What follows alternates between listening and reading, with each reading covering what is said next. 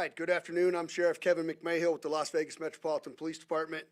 With me today is Chief Timothy Shea of the Boulder City Police Department and our Special Agent in charge of the local FBI office, Christopher Delzato.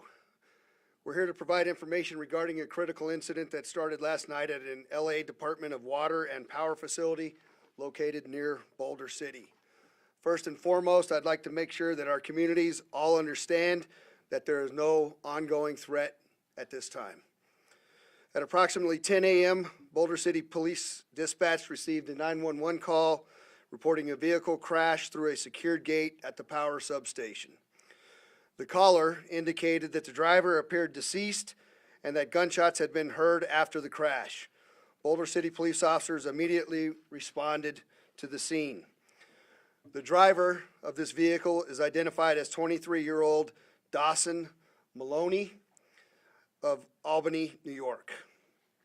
Here's a brief video of that vehicle crashing through the gate.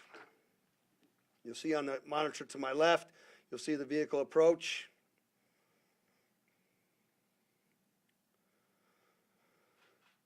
Now the second video you'll watch from the right, you'll see the vehicle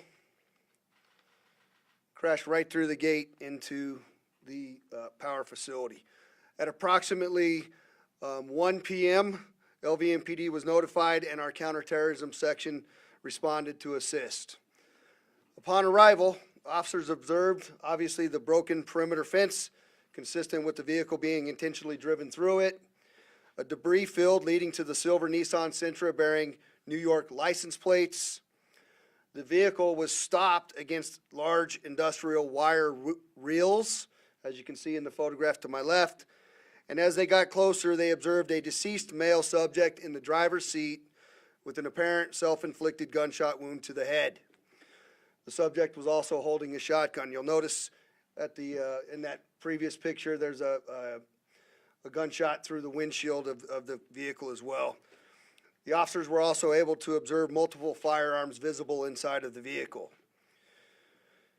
In coordination with the Albany Police Department, we learned that the suspect had recently been reported missing out of New York and that he had communicated with family members just prior to this incident.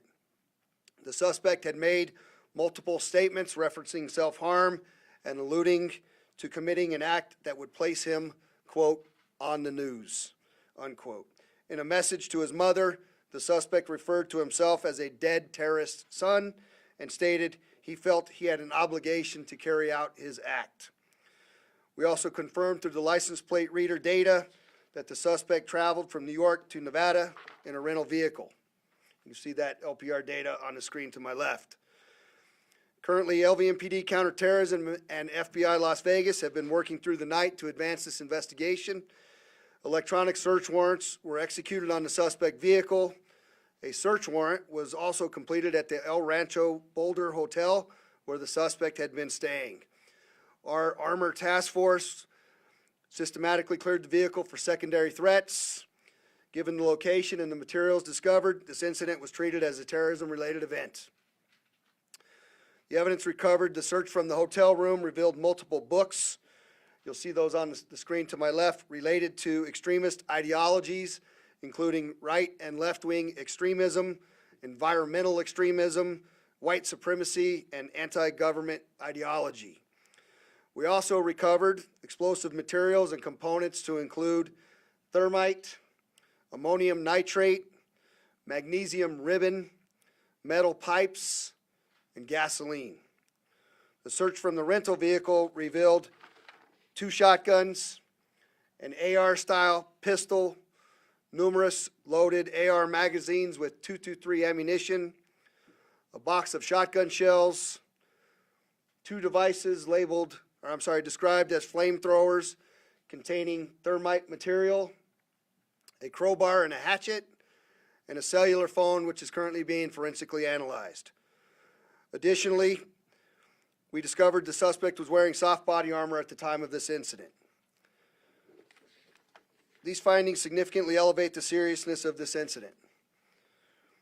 Over the past few years, we've responded to numerous counterterrorism-related events and evolving threat situations. Each time, our teams have done a remarkable job addressing the various issues.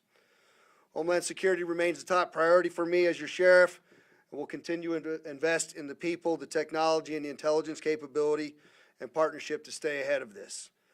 I want to conclude my initial remarks by saying this is another coordinated, multi-agency investigation, and we're currently working very closely with our partners from the FBI and the Boulder City Police Department, as well as additional federal agencies.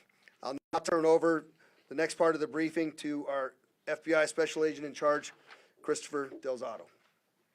Thank you, Sheriff. Good afternoon. Thank you for joining us. This is still an active investigation. FBI Las Vegas is working with our colleagues at FBI Albany, but I want to provide as much information as I can at this point. So yesterday, February 19th, FBI Las Vegas personnel from our Joint Terrorism Task Force responded to the Los Angeles Department of Water and Power electrical substation located at 875 El Dorado Valley Drive in Boulder City, Nevada. The sheriff covered the specifics of the vehicle crash and the evidence recovered in Las Vegas, so I'd like to spend a little bit of time talking about some of the details, that evidence we recovered up in Albany. So in coordination with FBI Albany's state and local partners, 2 additional search warrants were executed in New York. Recovered from 1 Albany residence were electronics. Those electronics are currently being pulled for evidence. Recovered from an additional residence in Albany were several gun components needed to assemble a firearm, a 3D printer as well. Based on the information we've uncovered so far, we believe Mr. Maloney rented a car in Albany, as the sheriff mentioned, on February 12th and departed the area sometime around the 14th to drive across the country to Boulder City. Our partners at FBI Albany are the lead on this investigation, which is now focused on determining any additional information related to Mr. Maloney in this incident. They will be conducting additional interviews related to the investigation and will provide any necessary updates. We'd like to thank our law enforcement partners across the country for their incredible cooperation, including obviously Las Vegas Metro and the sheriff here, and assistance with this investigation. We'd also like to thank both the U.S. Attorney offices in the Northern District of New York as well as the District of Nevada. Thank you.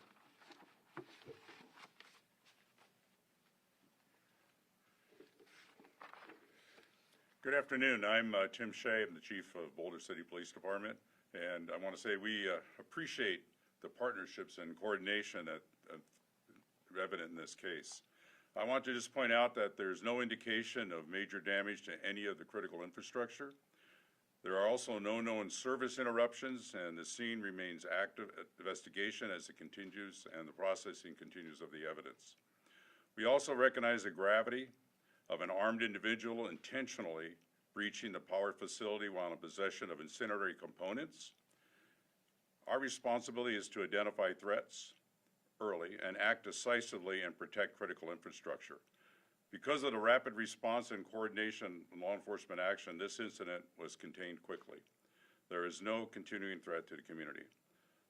And I want to emphasize that the public can play a critical role in the protection of these critical investigations and structures by following the see something, say something guidance. Thank you, and I'll turn it back to the sheriff.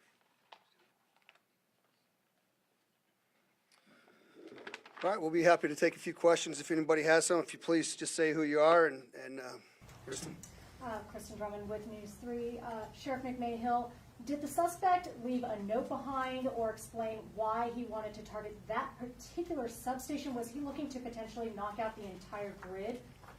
Yeah, so the question is did the suspect leave a note behind or any indication that he wanted to knock out that particular substation or that grid? And the answer is we don't know yet. We're still going through all the search warrant material as well as the data that we're receiving from both New York as well as locally.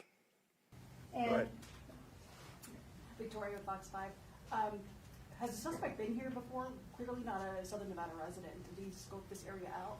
The question is, has the suspect been here before? And as we sit here today, I can't answer that question. I'm not certain that he has been here before previously or not. David? two questions for you. So LA has this facility. Can you just explain why? Obviously, there's a lot of power stuff down there. What does this facility do for them? Tim, you want to answer that question, or you want me to take a stab at it? Take a stab at it, boss. Okay, so the question is LA has this property here in southern Nevada, and the answer is that it is a power facility that works closely with Hoover Dam, and the power is a transfer facility so that a large portion of the power that comes from here is transferred to the LA basin for power. And that's really the extent of what I know about it now. We're working with the company to better understand that, but it's not uncommon for these large solar fields in Nevada to power other states. The timing, so you said that the crash happened at 10 a.m. So when was someone notified to actually go out there, whether it's Metro or Boulder City? So Boulder City, the question is, when was the initial notification made? Boulder City responded initially as a potential suicide out in that particular area. It takes a little while for those officers to get out there safely, to get inside of the perimeter of these types of facilities due to the amount of electricity that's occurring out there. So once they were able to get out there and determine that a suicide had occurred and the suspicious circumstances that were surrounding it, we then coordinated both with our counterterrorism section and the local FBI office, and then that led us to where we're sitting here today. We saw video of him just literally, the gate didn't do much. You talked about some of this stuff this morning about Las Vegas being a target. The almost exact same thing happened 3 years ago up in Apex, where that person ultimately was charged and did not kill themselves. So I don't want you to repeat yourself from this morning, but we clearly have an issue with people targeting these substations, and what can we do so they can't just do that? Yeah, so David asked about the incident that we had a number of years ago up north near the Apex event, and the vulnerabilities that we have in these power plants, and that's something that we're continuing to look at. We know in this particular case, there are private security officers that are out there. There's video, unlike we had not had in the previous incidents. So there are things that they've done to target harden that. I will tell you that in speaking with Chief Shea, they also have a robust relationship with the Boulder City Police Department out there, and so we'll continue to look at how we target harden those locations. I know, Kristen, you had another question. When the suspect rammed into that fence, how far did he get into that area before he was stopped? And do you know if it appears he may have died by suicide after his car stopped or as he may have been trying to drive through? The question is, how far did he get in, and did he commit suicide before he was stopped by those wire? We believe that the wire barrels stopped him, and he committed suicide. The actual distance, I haven't been briefed on that distance yet, but we can provide that information as we move forward. One more, sir. Brian Horwath, Review Journal.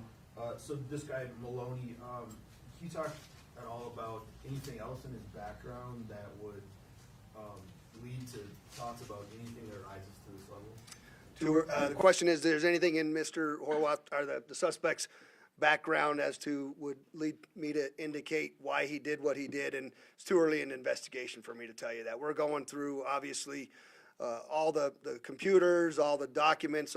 You saw this smorgasbord of radical literature that is there. This is something that we have seen in the last couple of years, that individuals will take very left-wing ideology, very right-wing ideology, combine it with a cult and a number of different types of things, and then they come up with their own ideology, right?